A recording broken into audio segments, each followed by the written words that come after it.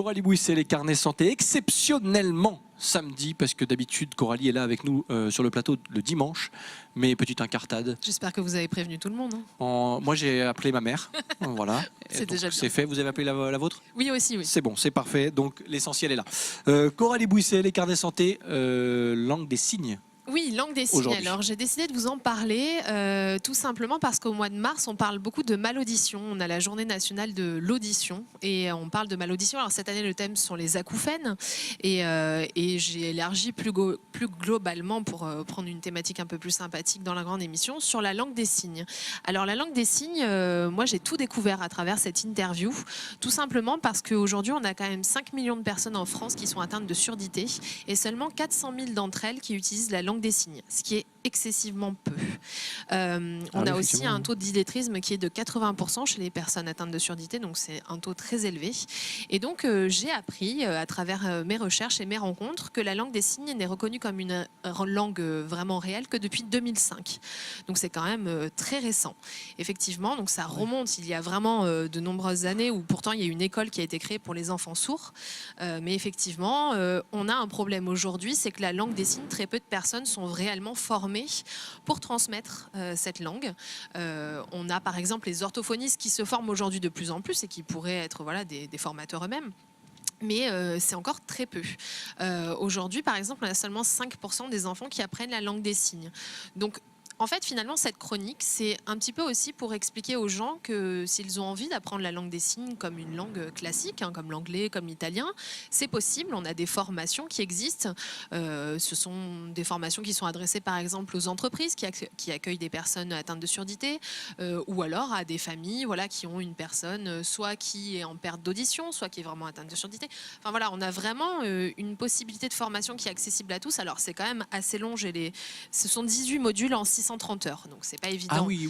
Voilà, c'est pour ça aussi que ça peut freiner certaines personnes. Oui, parce que j'allais vous dire un peu bêtement, pourquoi on le fait pas aussi dans les écoles, pourquoi on n'apprend pas les bases, pourquoi. Mais avec ce rythme-là, c'est plus compliqué, effectivement. Pour être vraiment calé sur la langue des signes et tout comprendre, il faut du temps. Alors après, c'est pas quelque chose de bien compliqué, on y reviendra un peu plus tard. Ce qui est très à la mode aujourd'hui, et moi je l'ai même vécu avec mon enfant qui a été en crèche dès l'âge de 6 mois, c'est le baby signe. Alors ce sont des gens dans les crèches qui font des mini-formations et qui s'appuient sur la langue des signes pour comprendre les enfants avant qu'ils aient pu acquérir la parole. Donc par exemple, mon petit garçon a pu apprendre des mots avant même de l'avoir en version parole, il l'a appris en version signée. Donc par exemple, alors, quelques petits exemples comme ça, s'il te plaît, c'est comme ça, merci, encore, alors ça il l'a bien compris, comme ça. Ça c'est encore. Voilà.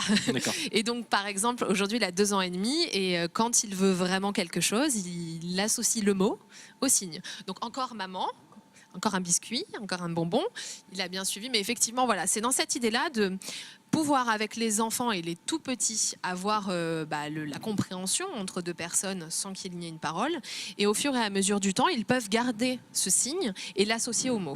Alors effectivement, si on... C'est un jeu, c'est présenté sous forme de jeu. C'est vraiment un jeu. Alors déjà il faut que les auxiliaires soient formés à ça, donc c'est pas toujours évident et ça se fait vraiment pas dans toutes les crèches ni dans toutes les écoles. Il faut aussi que nous, en tant que parents, on puisse entretenir ça si on a envie que notre enfant devienne bilingue ou en tout cas poursuive vers la langue des signes. Bon, c'est pas forcément évident parce que nous-mêmes, on ne l'est pas, bilingue en langue des signes, mais en tout cas, c'est intéressant, moi, je pense, de s'y pencher et au moins d'apprendre les bases. Alors, ce qui est sympathique aussi, c'est qu'on a différents dialectes en langue des signes. Par exemple, à Marseille, vous avez... Ah, il y a un accent dans la langue des signes ou pas? Non, il n'y a pas d'accent, mais on a notre propre adaptation. Et encore. C'est-à-dire que la grammaire va être à peu près similaire, mais le vocabulaire d'une langue des signes à l'autre va être complètement différent.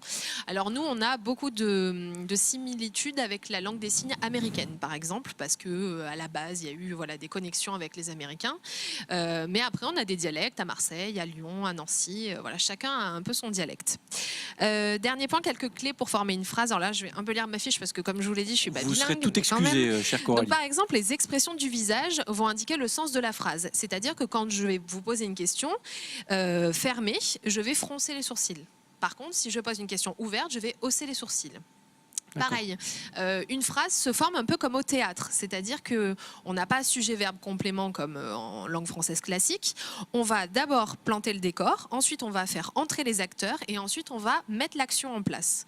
Donc c'est vraiment comme au théâtre, c'est un peu comme sur une ligne classique, comme on lirait une pièce. Et dernière chose, il n'y a pas de conjugaison en langue des signes, il suffit de situer l'action sur la ligne du temps. C'est-à-dire que derrière l'épaule c'est le passé, au niveau du corps c'est le présent, et en avant ce sera le futur. Donc voilà quelques astuces. C'est pas mal, mais pour c'est essayer, tout bête, alors, mais pas on pour le le savait faire, pas. mais en je tout cas savais pas. essayer de comprendre effectivement. Bien sûr. Et c'est pas difficile de comprendre quand vous voyez par exemple sur les journaux télé qui sont associés en langue des signes avec une personne qui signe en bas.